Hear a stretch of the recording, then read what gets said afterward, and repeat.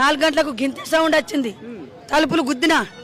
రే తీరా తీరా తీరా అంటే నవ్వి సిట్టి జాంత్రమాడకు అని నవ్వుకుంటా. సిట్టి జాంత్రమాడకంటే మనకేమనిపిస్తుంది, నటించిండు. దాని పానం అప్పుడే వేయిందాడ. మొత్తం గుద్ది గుద్ది పొడిసి పొడిసి పొడిసి ఇష్టం వచ్చినట్టు పొడిచిండు. పొడిసి మంచం కింద నూకేసిండు. నూకెత్తే నా భర్తని నాని నా భర్త ఏమో సౌండ్ వస్తుందన్నట్టు తలుపులు కొడితే ఆడేమంటుండు కుడతాను. సిట్టి ఉండు జాంత్రమాడకు అనుకుంటే కిలకిల నవ్వుతాం. మనం ఏమనుకుంటాం, జాంత్రం ఆడుకుంటున్నాను అనుకుంటామా లేదా?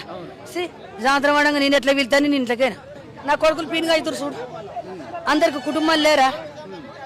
సంపాలా ఇగోలని పట్టియాలా సార్ నాకు? ఇగో పోలీసులు చెప్తున్నారు కదమ్మా, న్యాయం చేస్తాం, అరెస్ట్ చేసాం, జైల్లో వేసాం. పోలీసు వాళ్ళకు న్యాయం కాదు అది. జైలు ఎత్తంటే న్యాయం కాదు. 10 లక్షల వరకు బయటకు వస్తాడు, 3 నెలలకు బెయిల్ దొరుకుతుంది. ఉంటే బయటకు వస్తాడు, 10 లక్షల వరకు బయట వస్తాడు. దమ్ము ధైర్యం లేకపోతే మాకు అప్పయ్య